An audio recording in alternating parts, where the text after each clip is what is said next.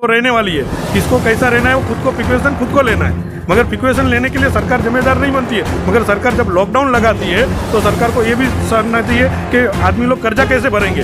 अब real estate के business में भी काफ़ी सारा नुकसान गया है, होटल इंडस्ट्री में भी बहुत सारा नुकसान गया है। होटल में अब पार्सल चालू करने का है, खाना खाने के लिए बिठा के खाना नहीं खिला सकते।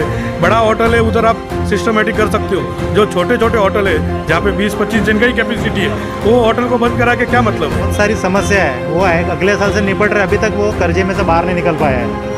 यहाँ की नगर पालिका है और कुछ रहेगी तो डरा धमका के कुछ फाइन लगाने की कोशिश करते ही इतना फाइन आपको भरना पड़ेगा, ये है वो। पिछले साल मार्च के महीने में लॉकडाउन की घोषणा की गई थी, जिसके बाद पूरे देश में या कहीं पूरे विश्व में एक खामोशी छा गया था। जो तस्वीरें सामने निकल के आ रही थी वो काफ़ी खौफनाक तस्वीरें थी। फिर से एक बार महाराष्ट्र के जो आंकड़े हैं कोरोना संक्रमितों के बढ़ने लगे हैं, इसके साथ फिर से मिनी लॉकडाउन लगाया गया है और साथ ही वीकेंड लॉकडाउन भी चालू किया गया। लेकिन जो तस्वीर पहले आती थी उस तस्वीर में क्या था कि लॉकडाउन लगने के बाद यहाँ से हज़ारों लाखों की तादाद में प्रवासी मज़दूर पैदल ही अपने घरों की तरफ रवाना हो गए। कुछ मज़दूर रास्ते में थक के मर गए तो कुछ मज़दूर भूख के कारण मर गए थे। अब फिर से लॉकडाउन के बाद सभी के अंदर एक डर उत्पन्न हो गया है। वो डर है कि अगर फिर लॉकडाउन लगा और हमें फिर से उसी तरह लौट के पैदल अपने गांव जाना पड़ा तो कैसे जाएंगे।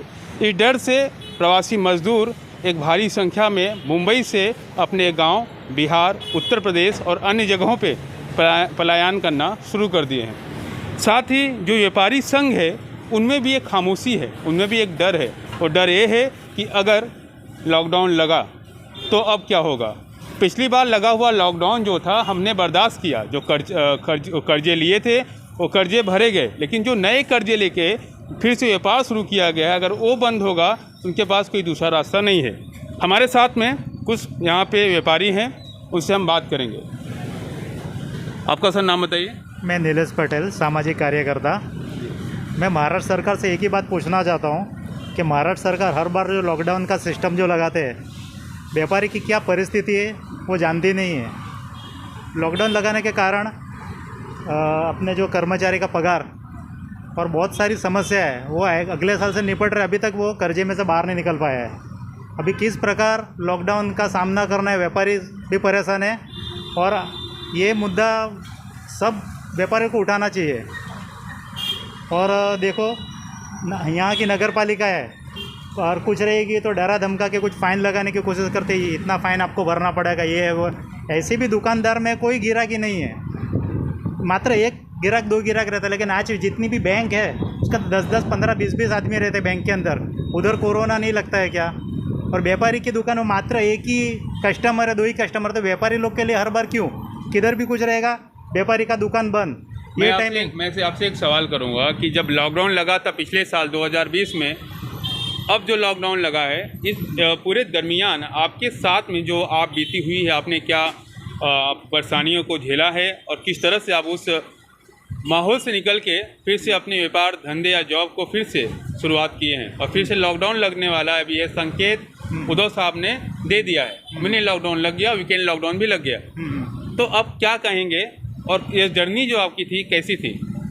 बहुत ही ख़राब माहौल रखा था और जितने भी कर्मचारी थे उनको पगार देने की भी तकलीफ़ थी और ख़ुद के भी खर्चे कैसे चलाना, ना कोई बिक्री। लेकिन रोड के ऊपर जो बैठे खुलेआम उनका धंधा चालू, उनके ऊपर कोरोना का कुछ नहीं लग रहा है क्या। खाली दुकान में मेरा एक ही बार बार एक ही चीज़ बोलता हूँ, कोई भी दुकान में आप उठा के देख लीजिए 1 या 2 ही कस्टमर मिलेंगे, लेकिन व्यापारी लोग के ऊपर ही कोरोना है। किधर जाके कोई किधर भी जाके देखिए खाली व्यापारी के ऊपर ही कोरोना। बस मैं यही बोलना चाहता हूँ कि व्यापारी को परेशान करना बंद करिए और उनको कुछ व्यापारी एक तो GST भरता है, गुमस्ता लाइसेंस भरता है, बहुत सारा भी ट्रेड लाइसेंस वसई विरार में लगा हुआ था, सब भरते ही जाएंगे और बस व्यापारी का टाइमिंग बंद। खाली देखिए आप क्या चाहते हैं। बस ये लॉकडाउन को थोड़ा कुछ सीधा सरल और वैक्सीन का कुछ ज़्यादा से ज़्यादा लगाने का प्रयास करें, बस उस पर ध्यान दीजिए नगर पालिका। बस बाकी तो कुछ बोलना नहीं चाहूँगा मैं। देखिए कई सवाल उठते हैं, अगर वैक्सीन बन चुके हैं और वैक्सीन लगने शुरू भी हो गए। एक आंकड़ा जो सामने आया था, लगभग 6 करोड़ लोगों को वैक्सीनेशन का डोज लगा दिया गया है। लेकिन उसके बाद जो आंकड़े सामने आ रहे हैं, जो आंकड़े बढ़ते जा रहे हैं, जो चिंता का विषय है, जिसको देखते हुए लॉकडाउन की तरफ महाराष्ट्र जो है बढ़ता जा रहा है और कई जगहों पे लॉकडाउन लगाया गया, जैसे कि पुणे में लॉकडाउन लगाया गया था, तो Maharashtra mini lockdown, weekend lockdown चालू हो गया। सर मैं आपसे बात करूंगा, आप अपना नाम बताइए और आप क्या करते हो बताइए, और इस लॉकडाउन से जो लगा था 2020 मार्च में, उससे आपके बिजनेस पे क्या असर पड़ा और अब क्या पड़ने वाला है और क्या पड़ रहा है? मेरा नाम सचिन गाला है, एक सामाजिक कार्यकर्ता और एक व्यवसायी हूँ। पिछले लॉकडाउन में तो काफ़ी सारा प्रॉब्लम हुआ था सब व्यापारी लोग को। अभी जैसे हम लोग ने रियल एस्टेट का बिजनेस है, होटल बिजनेस है, तो रियल एस्टेट के बिजनेस में भी काफ़ी सारा नुकसान गया है। होटल इंडस्ट्री में भी बहुत सारा नुकसान गया है। होटल में अब पार्सल चालू करने का है, खाना खाने के लिए बिठा के खाना नहीं खिला सकते। बड़ा होटल है उधर आप सिस्टमेटिक कर सकते हो, जो छोटे छोटे होटल है जहाँ पे 20-25 जन का ही कैपेसिटी है, वो होटल को बंद करा के क्या मतलब है? जी, लेकिन कई पे बाज़ार भी लगते हैं, बड़े बाज़ार लगते हैं, कई लोग वहाँ जमा होते हैं। उन गर्दियों को इग्नोर करते हुए इस तरह का फैसला लिया जा रहा है। और जो व्यापारी दुकानों में बैठे हुए हैं उनको भी परेशान, कहीं ना कहीं परेशान किया जा रहा है, परेशान हो रहे हैं। अगर इसका रास्ता निकाला जाए, क्योंकि देखिए आंकड़ा जो बढ़ रहा है तो लॉकडाउन लगाना भी है, अभी तक कोई दूसरा विकल्प इसमें नहीं है। तो अगर आपको मौका दिया जाता कि कुछ ऐसा रास्ता निकालिए जिससे कोरोना संक्रमितों की संख्या कम हो और लोग इसके प्रभाव से बचें, तो आप क्या रास्ता निकालते हैं? रास्ता आम जनता को अभी क्या है कि पहले तो आम जनता घर पे बैठेगी नहीं, उसको 2 टाइम का खाना चाहिए, तो उसको बाहर निकलना ही है। पहले तुम लॉकडाउन लगाने से पहले तुम बैंकों का ईएमआई है, गाड़ियों का ईएमआई है, कर्जा लेके सब बैठे। नहीं, अब कोरोना बढ़ते जा रहा है, सबको प्रिकॉशन लेना है, वो ज़रूरी है।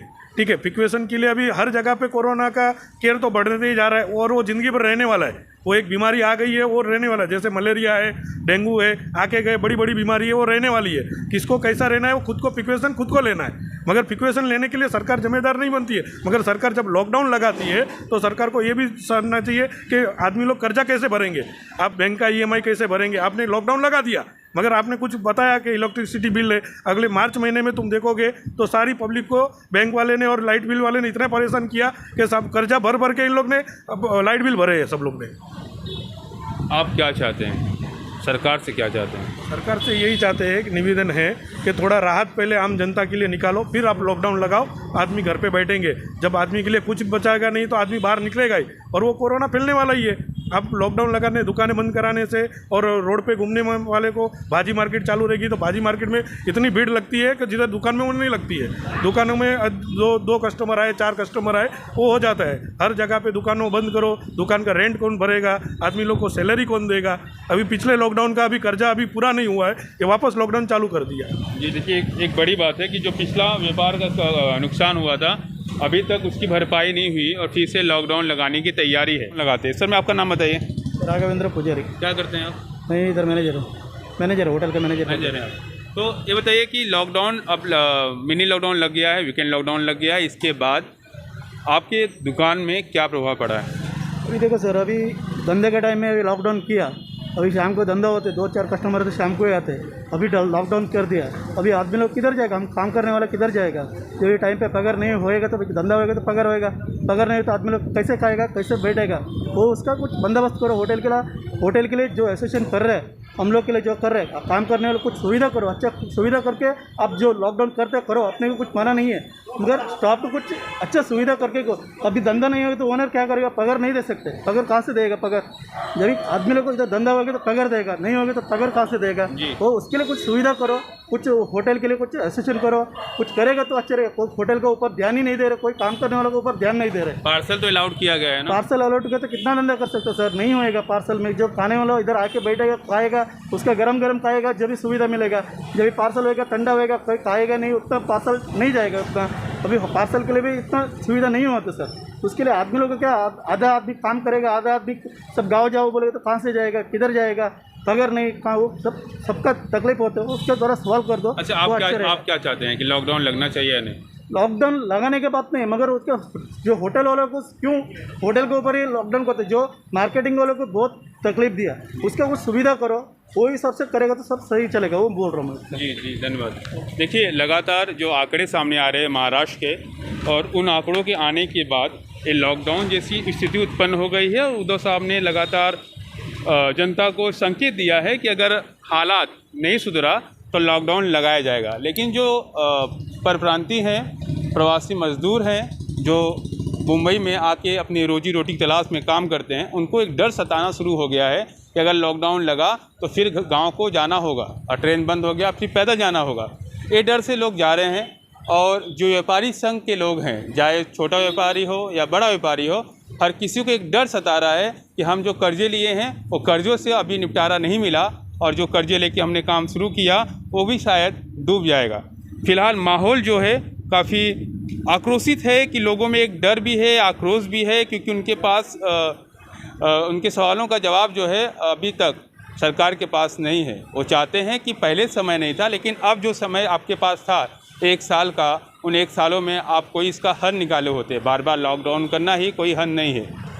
कैमरा पर्सन अभिषेक के साथ रे पंडित, ओके न्यूज़।